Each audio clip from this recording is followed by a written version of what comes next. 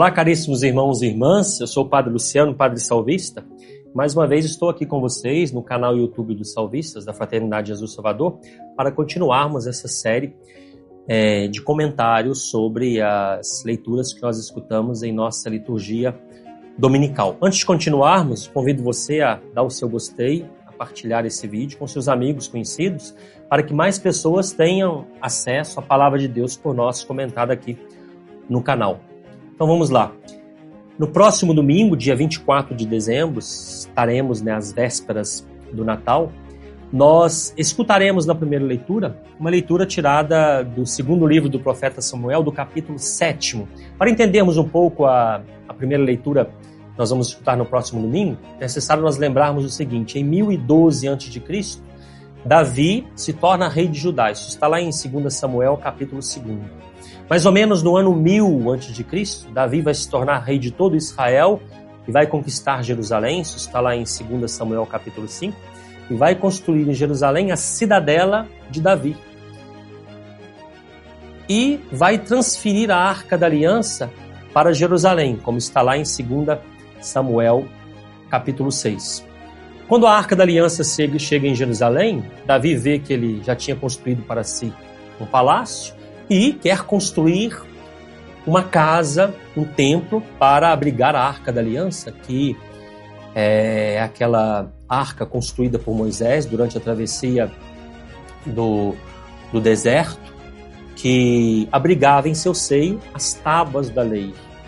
Então, no início, quando Davi resolve construir uma casa para a Arca da Aliança, o profeta Natã, que é aquele que na época do profeta Davi anunciava a vontade de Deus para o povo de Israel, ele não diz nada para Davi. Tudo bem, construa uma casa. Mas depois o Senhor diz ao profeta Natã que Davi não deve construir uma casa. Por quê? O profeta Natã vai ver Davi e diz: o Senhor te anuncia que te fará uma casa. Ou seja, o Senhor diz a Davi que não é ele que vai construir uma casa para ele, para o Senhor. É o próprio Senhor que vai se construir uma casa.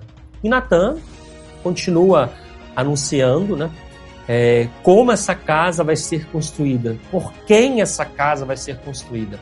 Suscitarei depois de ti um filho teu e confirmarei a sua realeza. Eu serei para ele um pai e ele será para mim um filho.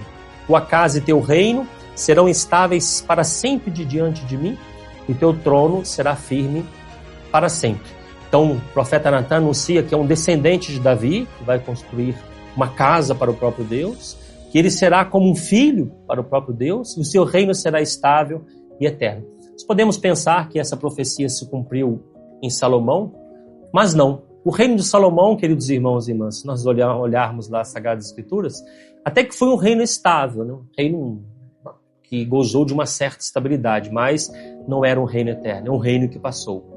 Então, o reino que anunciou o Senhor pela boca do profeta Natã é o reino que Jesus veio inaugurar neste mundo, o reino eterno. É o que nós vemos no evangelho deste próximo domingo, que é o evangelho da Anunciação.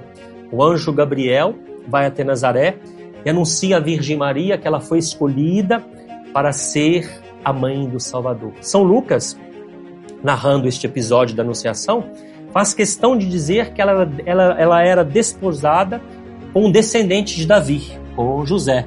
E por quê? Para nos dizer que a profecia da construção de uma casa para o Senhor se cumpre em Jesus. Depois, o anjo Gabriel anuncia que a Virgem Maria daria à luz um menino que seria chamado Filho do Altíssimo. É o que foi anunciado da parte do Senhor pela boca do profeta Natã. Ele será para mim como um filho.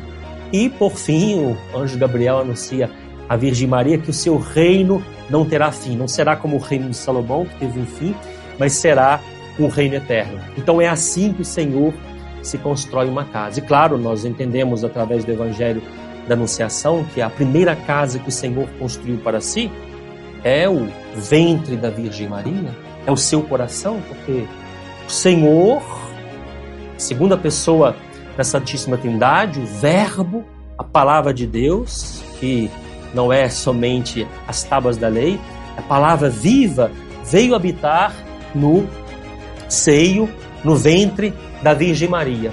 Veio construir para si um templo, que não é somente o ventre da Virgem Maria, que é o nosso coração. Todos aqueles que acolhem a palavra de Deus podem também gerar Jesus em seus corações. Todos aqueles que acolhem o Espírito Santo, como Maria acolheu o Espírito Santo, podem também dar nascimento a Jesus em seus corações. É isso que o Senhor quer. O Senhor quer que o seu coração seja uma casa para Ele. É para isso que o Senhor veio neste mundo, para construir para si uma casa que é o meu, que é o seu coração. Então, às vésperas do Natal, estamos às vésperas do Natal, vamos realmente fazer do nosso coração uma casa para o próprio Deus. Vamos realmente desejar que o Senhor possa renascer em nossos corações, fazendo dos nossos corações um templo para Ele. Para continuarmos, gostaria de comentar com vocês um texto que está lá no Evangelho de São João, a expulsão dos vendilhões do templo. Está lá no Evangelho segundo São João, capítulo 2, versículos de 13 a 22. Não sei se vocês sabiam, mas o texto da expulsão dos vendilhões do templo, no Evangelho de São João, não está no mesmo lugar que nos evangelhos sinóticos. Nos 3 primeiros evangelhos, essa passagem da expulsão dos vendilhões do templo se encontra no final dos evangelhos. Por quê? Porque, segundo os 3 primeiros evangelistas, é isso que vai fazer com que aqueles que queriam acusar o Senhor de um crime contra a lei, o fizessem. Agora, São João, ele coloca a expulsão dos vendilhões do templo no início do seu evangelho. Por quê? Porque no evangelho de São João, aquilo que vai fazer com que decidam a morte de Jesus é a ressurreição de Lázaro, esse grande milagre que Jesus operou ressuscitando Lázaro. Claro, por uma questão de organização do seu evangelho, São João, evangelista, coloca a expulsão dos vendilhões do templo no início do evangelho, a primeira razão, mas existe uma razão teológica para isso. Ou seja, São João coloca a expulsão dos vendilhões do templo no início do evangelho para dizer que é isso que Jesus veio fazer ao mundo. Ou seja, expulsar do nosso coração tudo aquilo que não é de Deus, o pecado, os vícios, tudo aquilo que impede que Jesus nasça em nossos corações. Foi um gesto profético que o Senhor fez, que está entre o milagre em Caná da Galileia e o encontro de Jesus com a samaritana. Por que eu estou dizendo isso?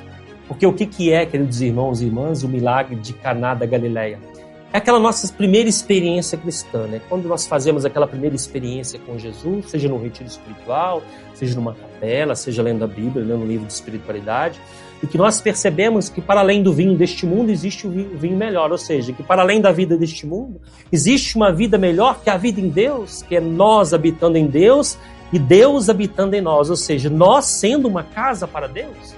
E é o que o Senhor diz também à samaritana, no capítulo 4 de São João, temos essa discussão de Jesus com as samaritanas com relação a onde devemos adorar. O que Jesus disse para ela? Que a verdadeira adoração deve acontecer no nosso coração, que Ele veio para que do nosso peito jorre uma fonte de água viva para que os verdadeiros adoradores adorem a Deus em espírito e em verdade. Foi para isso que o Senhor veio neste mundo, é para isso que nós vamos celebrar mais uma vez o Natal, para que o Senhor que nasceu no meio de nós, que fez da Virgem Maria o seu templo, possa fazer do nosso coração uma verdadeira casa, um verdadeiro templo para Ele. Ainda falando do encontro de Jesus com a samaritana, Santo Agostinho, comentando esse texto do encontro de Jesus com a samaritana, nos diz o seguinte: num dado momento, Jesus disse para ela, isso logo no início do encontro, tenho sede. Santo Agostinho nos diz que Jesus não estava falando da sede material. Jesus estava falando da sede que Ele tem de nós. Santo Agostinho nos diz que Ele tinha sede da sua fé.